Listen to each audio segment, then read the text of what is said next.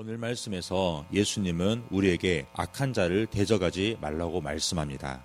그 시작이 무엇인가요? 바로 사적 복수를 금지하는 것입니다. 38절에서 보면 눈에는 눈, 이에는 이로 갚으라고 말씀하십니다. 이 말씀은 동행보복법이라고 불립니다. 이 동행보복법은 복수를 허용한다는 말씀이 아니라 복수의 범위를 제한하는 법, 곧 사적 복수를 금지하신 법이라는 것입니다. 하나님께서는 인간을 잘 아십니다. 인간은 감정을 스스로 통제하지 못합니다. 그래서 감정이 실린 사적 복수는 자신도 상대도 인간의 존엄을 파괴하는 결과를 얻게 된다는 것입니다.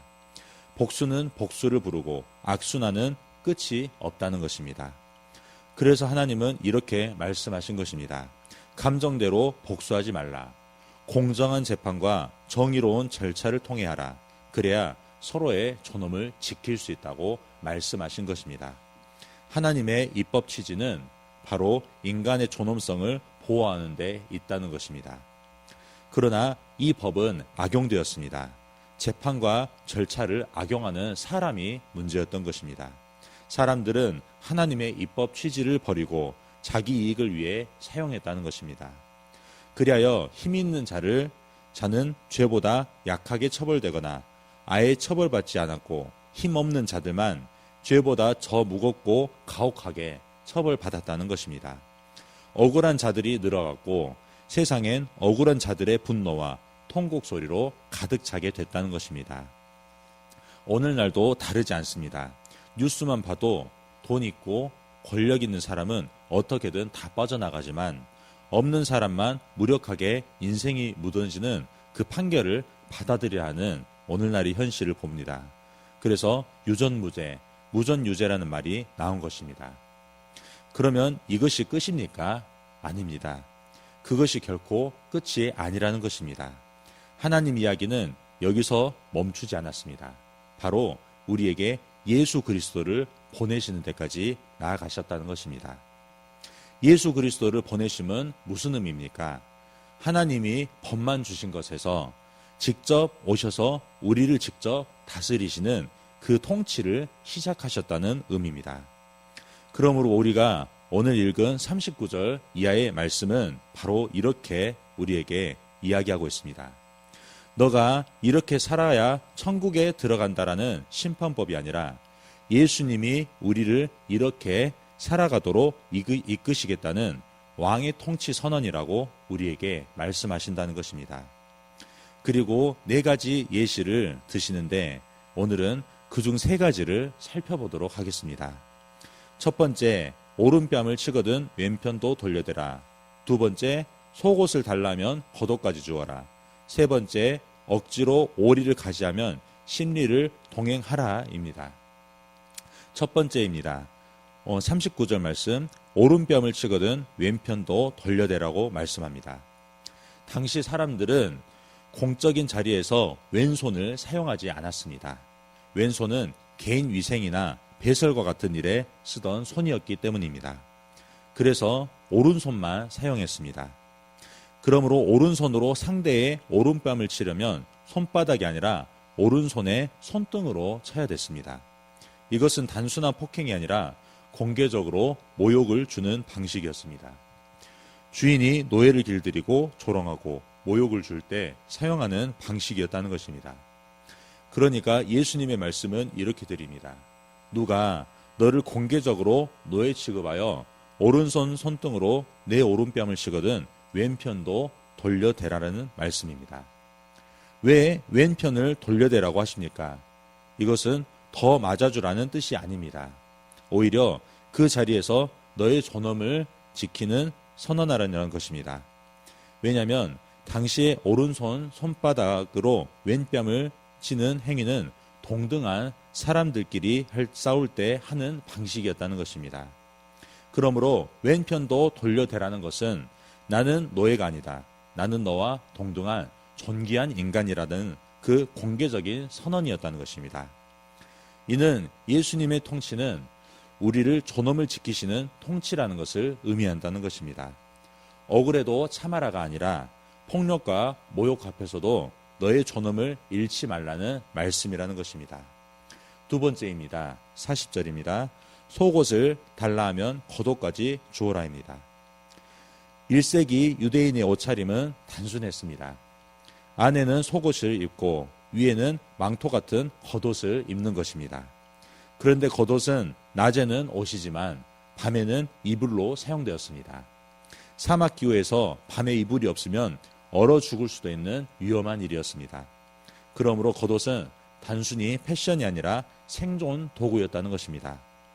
그런데 예수님은 여기에 더 충격적인 말씀을 하십니다. 속옷을 가지고자 하는 자에게 겉옷까지도 주라는 말씀입니다. 예수님은 지금 우리 보고 얼어 죽으라는 말씀을 하고 계시는 것입니까? 아니라는 것입니다. 예수님의 말씀은 바로 이런 의미입니다. 너에게 착취와 불의를 행하는 사람에게 매달려 제발 한 번만 봐주십시오. 살려주십시오 하고 고개 숙이지 말라는 것입니다. 너의 생존을 그런 자의 손에 맡기지 말라는 것이죠. 너는 하나님이 돌보시는 하나님의 자녀이니 자녀답게 하나님의 자비에 너를 맡기고 믿음으로 살아라. 인간에게 고개 숙이지 말고 하나님을 향해 고개를 들라는 것입니다. 이는 예수님은 우리를 두려움이 아니라 믿음으로 살도록 통치하시겠다는 것입니다. 마지막 세 번째입니다. 41절입니다. 억지로 오리를 가자면 심리를 동행하고라고 말씀합니다. 여기 나오는 억지로 가게 하다라는 단어는 법적 용어입니다. 바로 강제노역, 징발을 의미한다는 것입니다. 로마법에 따르면 로마 군인은 식민지 백성에게 대략 1.5km까지는 자기 짐을 강제로 지게 할 수 있습니다. 그러나 그 이상은 불법이 되어 군인이 처벌받을 수도 있습니다. 이런 상황에서 예수께서는 누구든지 너로 억지로 오리를 가게 하거든 그 사람과 심리를 동행하라고 말씀하셨다는 것입니다. 유대인들 귀에는 이 말은 굴욕 중에 굴욕으로 들렸을 것입니다. 우리 보고 로마를 위해 충성하는 개가 되라는 그런 모욕감을 느끼는 말이었다는 것입니다. 그러나 로마 군인의 입장에서 어떻습니까? 너가 더 가면 내가 처벌받아. 그러니 이젠 그만 멈추라고 말할 수밖에 없는 그 두려움의 지점까지 로마 병사를 몰아붙인다는 것입니다. 이게 바로 전세가 역전되는 장면이라는 것입니다. 억지로 오리를 갈 때까지는 내가 억울한 식민지 백성이었습니다. 노예의 길을 걷고 있는 것입니다. 그런데 자발적으로 심리를 가버리는 순간 이 길은 노예의 길에서 자유인의 길이 되어버린다는 것입니다. 바로 상황이 뒤집히고 주도권이 바뀐다는 것입니다. 이게 바로 예수님의 역설이라고 이야기할 수 있습니다. 그러므로 예수님의 말씀의 핵심 메시지는 무엇일까요? 단순히 더 많이 당해라, 더 당해라가 아닙니다. 억지로 걷는 길을 자발적으로 순종하는 길로 바꿔라. 어떤 경우에도 노예로 살지 말고 자유인으로 살아라는 말씀이라는 것입니다. 예수님의 통치는 우리를 노예가 아니라 자발적으로 순종하는 자유인으로 살게 하시는 통치라는 것입니다. 여기까지 말씀을 들으면 여러분은 마음속에 어떤 생각이 듭니까? 솔직히 이런 생각이 들지 않습니까? 좋은 말씀이긴 하지만 이렇게 살면 세상에서 뭐가 됩니까? 바로 바보가 된다는 것입니다. 이용만 당합니다. 그러므로 저는 이렇게 못 삽니다. 살지 않겠습니다. 라고 생각이 들 수도 있다는 것입니다. 그러나 예수님은 우리에게 이렇게 다시 한번 말씀하십니다. 그래도 너가 해. 내가 지켜볼게. 이렇게 경고하고 사라지신다는 것이 아닙니다.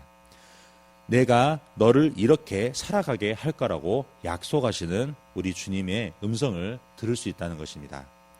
예수님이 우리를 위해 이 땅에 친히 오셔서 통치자, 왕, 그리고 구원자의 삶을 함께 살아가신다는 약속이 오늘의 말씀이라는 것입니다. 예수님은 이 약속대로 십자가에서 오늘 본문 말씀들을 단 하나도 빠짐없이 그대로 살아내셨습니다. 먼저 오른뺨을 맞으셨습니다. 대제사장의 종 그리고 로마 병사에게 오른뺨을 맞으셨습니다. 노예 취급을 받고 벌레 취급을 당한 것입니다. 얼마나 모욕적입니다. 그러나 모욕으로 갚지 않으셨습니다. 다음으로는 겉옷까지 벗겨주셨습니다. 속옷과 겉옷까지 다 빼앗기고 벌거숭이가 되었습니다. 최소한의 존엄도 다 벗겨지고 사람들의 구령거리라 조롱거리가 되셨다는 것입니다. 그러나 예수님은 이렇게 축복하셨습니다. 아버지, 저들을 사여 주옵소서. 자기들이 하는 것을 알지 못함입니다. 이렇게 용서하셨다는 것입니다. 그리고 십자가를 자발적으로 지셨습니다. 겉으로 보기에 로마 병정들에 의해 억지로 지게 된 십자가였습니다. 하지만 겟세마네에서 예수님께서는 이렇게 기도하셨습니다. 나의 원대로 마옵시고 아버지의 원대로 하옵소서. 억지 십자가를 자발적 순종의 십자가라고 바꾸신 분, 그분이 바로 예수님이시라는 것입니다. 예수님께서 십자가에서 이렇게 하신 목적은 무엇입니까? 단 한 가지입니다. 우리가 예수님처럼 살도록 길을 여신 것입니다. 우리의 번성이 아니라 예수님의 생명으로 살아가도록 길을 열어주신 것이 바로 우리 주님의 목적이라는 것입니다. 이 길을 활짝 여신 예수님께서는 어떻게 되셨습니까? 사망으로 끝나지 않았다는 것입니다. 바로 3일 만에 부활하셨습니다. 부활은 우리에게 무엇을 증명합니까? 맞고 빼앗기고 당하는 자의 길이 실패자의 길, 바보의 길이 아니라는 것입니다. 바로 승리의 길임을 증명하고 있다는 것입니다. 그리고 십자가의 순종이 패배가 아니라 하나님 나라가 우리에게 임하는 길이라는 것을 우리에게 증명하신 것입니다. 구약에서 보면 애굽에서 종살이하던 유대인들이 유월절 어린 양의 피로 10가지 재앙 중 사망의 심판에서 구원을 받게 되는 것을 보게 됩니다. 그러므로 오늘날을 살아가는 우리에게도 예수님의 부활은 십자가의 보혈로 우리를 의롭게 살아가는 길, 부활 생명의 길이 열렸다는 하나님의 도장이 바로 우리에게 이렇게 증명이 되었다는 것입니다. 그리고 부활하셔서 하늘에 오르신 예수님은 우리에게 성령을 이렇게 보내주셨습니다. 성령은 어떤 분이십니까? 예수께서 하신 일이 실제가 되게 하신 분이라는 것입니다. 그래서 성경은 이렇게 말씀입니다. 갈라디아서 5장 16절입니다. 성령을 따라 행하라. 그리하면 육체의 욕심을 이루지 아니하리라. 여기서 핵심은 바로 성령을 따라입니다. 성령께서는 어떤 일을 하시는 하나님이십니까? 요한복음 15장 26절입니다. 그가 나를 증언하실 것이요 라고 말씀하십니다. 성령은 우리에게 다른 길이 보여주시는 분이 아닙니다. 바로 예수를 보여주시는 분입니다. 그러므로 성령을 따른다는 것은 무엇입니까? 갈등의 순간마다 나의 시선으로 자기 자신을 바라보는 것이 아니라는 것입니다. 바로 나를 사랑하사 십자가에 달리셨지만 부활하신 그리스도께로 나의 시선을 돌리는 것이 바로 성령께서 하시는 일을 바라보는 것입니다. 내 인생의 방향의 전환이 일어난다는 것입니다. 창세기 요셉은 형들을 다시 만날 때 노예로 팔리는 순간, 그리고 보디발의 집에서 종살이하는 순간, 감옥에 갇혀서 아둥바둥 그렇게 하루하루를 버텨낼 수밖에 없는 그 순간이 이렇게 스쳐 지나갔다는 것입니다. 많은 감정에 휩싸였을 것입니다. 그 감정에 붙들려서 얼마든지 복수할 수 있었지만 그는 완전히 방향 전환을 해버립니다. 창세기 50장 19절입니다. 요셉이 그들에게 이르되 두려워하지 마소서. 내가 하나님을 대신하리이까. 당신들은 나를 해하려 하였으나 하나님은 그것을 선으로 바꾸사 오늘과 같이 많은 백성의 생명을 구원하게 하시려 하셨나니 당신들은 두려워 마소서라고 이야기했다는 것입니다. 요셉은 형들을 탓하는 대신 하나님의 계획으로 피해자의 자리에서 하나님의 선을 이루는 도구로 자신의 방향을 돌리게 됩니다. 자신에게 있었던 억울한 일과 고통스러운 날들, 상처를 생각하면 자꾸 복수에 그리고 분노와 감정에 붙잡히겠지만 그때마다 요셉은 방향을 틀어버렸다는 것입니다. 사람이 아니라 하나님이 이 상황을 어떻게 쓰고 계시는가? 이 방향 전환은 요셉을 억울한 인생이 아니라 영광스러운 인생을 살게 만들었다는 것입니다. 결론입니다. 오늘날에 살아가는 우리에게도 세상은 계속해서 이렇게 이야기하고 있습니다. 인간의 존엄, 그건 힘이다. 힘을 가져야 존엄한 인간이다. 상대를 무릎을 꿇게 해야 한다. 그리고 그 상대가 너희 앞에 무릎을 꿇을 때 봐라, 결국 내가 이겼지, 이렇게 말하면서 그에게 복수해라. 그게 바로 너를 지키는 길, 너의 그 인간됨을 지키는 길이라고 우리를 계속해서 속인다는 것입니다. 그러나 예수님께서는 오늘 본문에서 이렇게 말씀하십니다. 그래, 너가 이 말씀대로 살면 세상에서 바보가 될 거다. 무시당할 거다. 하지만 나는 이 길을 택했다. 십자가에서 이렇게 살았다. 바로 내가 바보가 되었다. 그러나 나는 한 번도 후회하지 않았다. 오히려 이 길이 너를 살리는 길이었기 때문에 나는 그 십자가를 기쁘게 질 수 있었다. 내가 그 길을 먼저 걷겠으니 이제 너의 차례다. 성령께서 너를 도울 것이다. 너도 이 존엄의 길을 걸어가라. 내가 너를 그렇게 인도해 갈 것이다.